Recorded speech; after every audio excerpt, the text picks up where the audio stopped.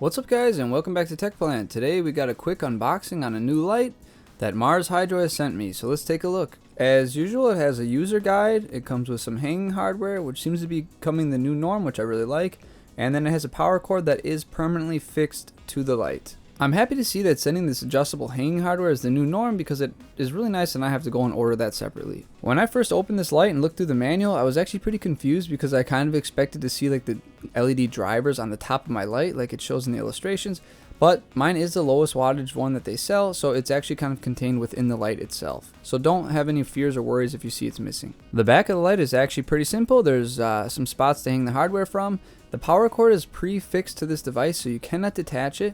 Which isn't the worst, but it also has just a nice like aluminum finish and it's pretty metallic and cool. Let's flip it over and take a look at the actual LEDs. A lot of these companies are now starting to produce these boards with these SMB LEDs. They're a lot more efficient than the traditional diode ones that we have been seeing for a long time. So it's good to see that most of these companies are catching up. Once I plug this thing in, you can see that there are about 4 different types of LEDs on here. We have some 300K, some 500K, some red LEDs, and some IR light LEDs just to get a good mix for plants. I'm really glad to see that more and more of these companies are coming out with the less like blue-purple mix. I really like the white light. I think it just looks better for your eyes and you can see problems with your plants much sooner. As per usual, I'm going to pick up the light so you can kind of see the light pattern and how it falls. This one actually looks pretty nice. It's very evenly lit across the entire table. In the past, I've had a lot of lights that are very much like a spotlight, and I don't like those because I don't think it really like gets to all the leaves very well. When it kind of fills out more evenly like this, I think it's much better for the plant. Here's an example then too with an actual plant, and you can see just the overall light, since it's a little more even, it seems better for the plant and there's less dark shadows around it. Now we're going to move on to the actual watt test. I like to plug them in and test them myself just because the Amazon descriptions often try and tell you the equivalent and what it can replace in say a more traditional light bulb, but it doesn't always tell you exactly what it pulls from the wall, or it's hard to find that information. This one is about 106, 107 watts, so it's pretty accurate when I really dug into the description and found out how much it actually used.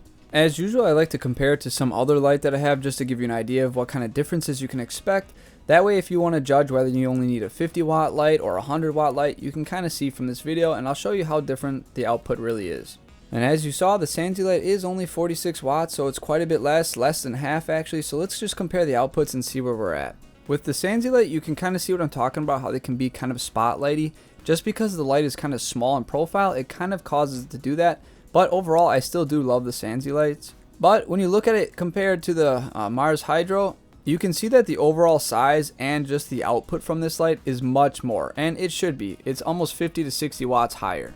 Here's a direct comparison. You can really see that extra 50-60 watts does give you quite a bit of output. I would suspect that they are using the same style LEDs just because the efficiencies seem to be there and the output seems to kind of match the upgraded wattage. Lastly, I just want to show you what these lights do and how they compete with the current setup I'm using. I'm just using about 40 watts worth of light bars underneath the shelf, and you can see the Sansi one does add additional light, but it is very spotlighty, so it would not work on a shelf like this.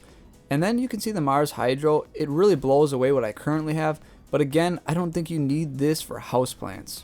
I think this Mars Hydro light would be really good in a tent or some sort of grow box where you're growing things like tomatoes or peppers or other high yield plants. As far as houseplants, I think it is pretty overkill, but it is a really nice light. Congratulations to those of you who made it all the way through this light review. I do want to let you know that soon I will be making just an overall LED light video. I want to explain the wattages, how much they consume, how much it costs, what LEDs to use for what application you plan on using them in. Obviously, all the lights I've reviewed, only certain ones are good in certain situations. It's not just kind of like a one light fits all situation. So I definitely want to make a video where I can really explain this to you guys so you can make an informed choice and get the light that you truly need. Well guys, I hope you find these light reviews useful in some way. And as always, may your plants grow strong and healthy. I'll see you next time.